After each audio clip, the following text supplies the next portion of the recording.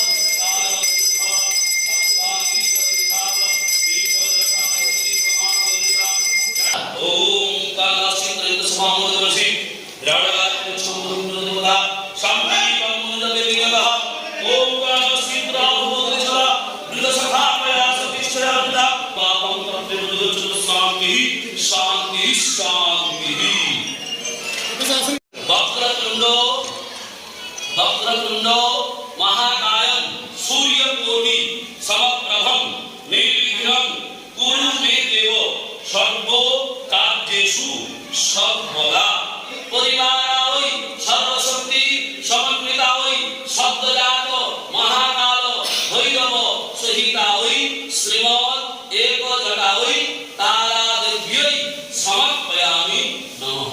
मनोमन दादी बोलिए जय मां जय जय तारा जय এবং আমি আপনারা সবাই জানেন যে আমি এবারে রাজনীতি ছেড়ে দিচ্ছিলাম। দিদি এবং অভিষেক বাবু দুজনেই আমাকে বললেন না তোমাকে ফিরতে হবে, কারণ তোমাদের মতো মানুষই লাগবে রাজনীতিতে।